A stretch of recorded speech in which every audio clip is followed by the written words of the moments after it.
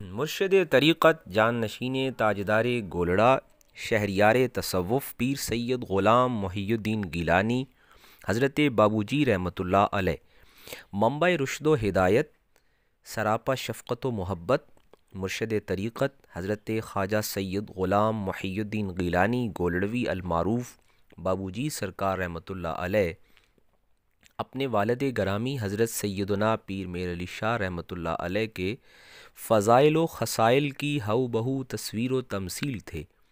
جب آپ کی ولادت کی اطلاع مبارکباد کے ساتھ حضرت قبلہ عالم گولڑوی رحمۃ اللہ علیہ کو دی گئی تو آپ نے فرمایا، مبارکباد سے تو میں نے سمجھا تھا کہ شاید مجھے خدا مل گیا ہے۔ پھر فرمایا، ہر ایک کو فرزند کی پیدائش پر خوشی ہوتی ہے، مگر مجھے یہ خوشی ہوئی کہ میرے گھر میں اللہ اللہ کرنے والی روح آ گئی ہے۔ آپ کی ذات گرامی مادرزاد منصب ولایت پر فائز تھی۔ اللہ تعالیٰ نے اپنے خاص قرب خاص سے نوازا تھا۔ آپ کے سر پر محبت کا جن کے سر پر محبت کا تاج سجاتا ہے، پھر ان کی آنکھیں، کان اور ہاتھ وغیرہ بن جاتا ہے، یعنی ان کے اعضائے جسمانیہ میں اپنا خاص نور رکھ دیتا ہے جن سے وہ دیکھتے، سنتے اور پکڑتے ہیں۔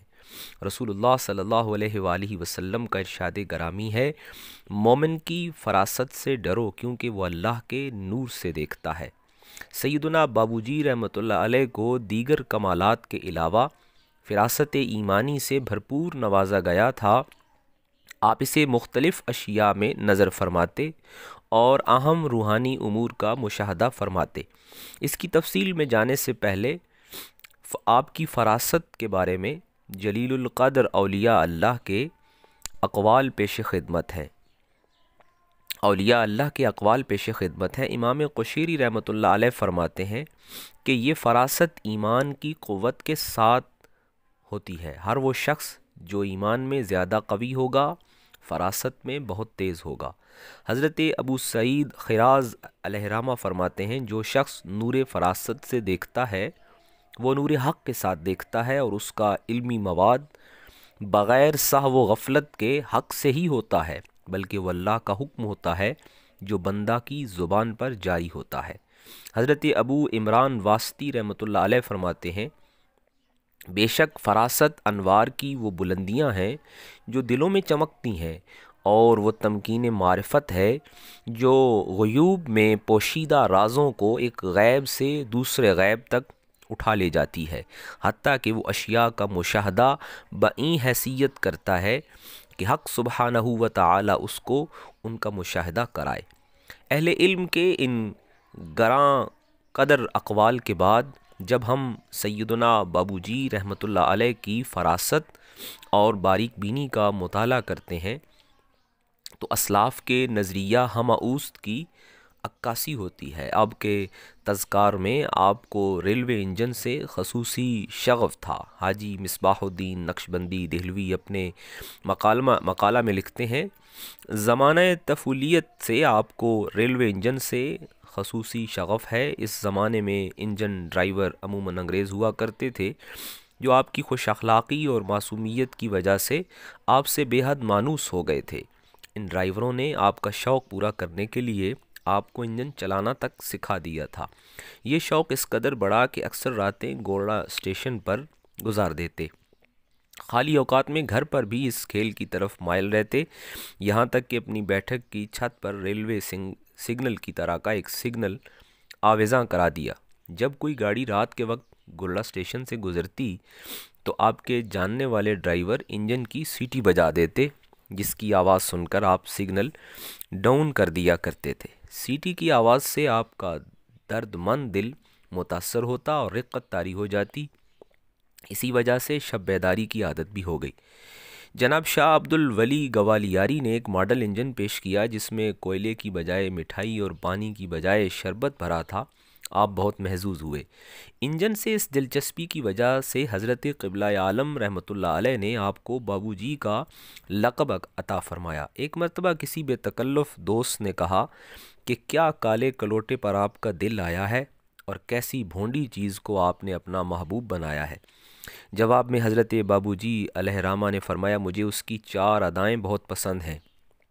ایک اس کا حوصلہ کہ جتنی زیادہ آگ ڈالو اتنا ہی زیادہ تیز چلتا ہے، دوسرا اس کی وفا کہ اس کے ساتھ فرسٹ کلاس کا ڈبہ لگا دو یا مال گاڑی کا چھکڑا، جہاں خود جائے گا ساتھیوں کو بھی ساتھ لے جائے گا، تیسرا ایثار کہ خود جلتا ہے مگر دوسروں کو نفع پہنچاتا ہے، چوتھا استقامت کہ اپنی متعین راہ یعنی لائن پر چلتا ہے، بے راہ روی نہیں کرتا۔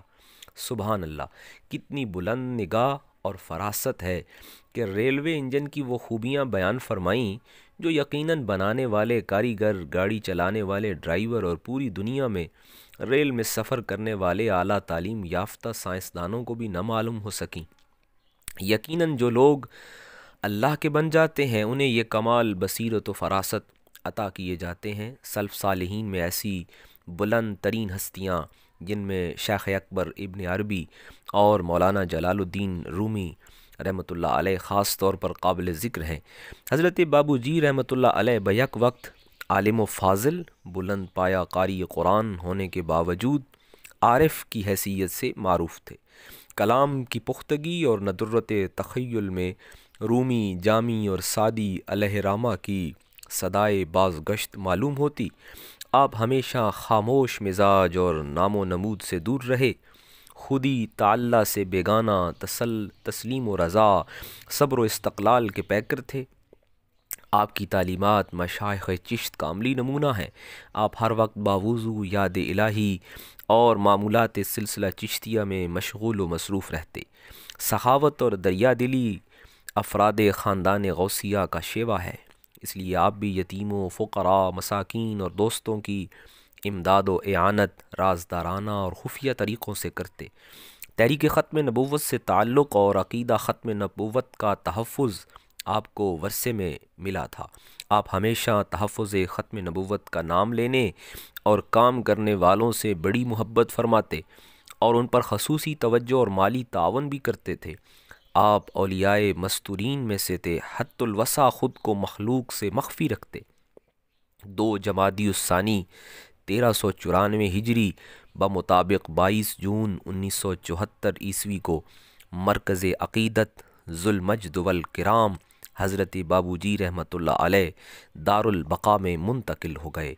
اپنے والد گرامی حضرت قبلہ عالم گولڑوی رحمۃ اللہ علیہ کے قرب میں آخری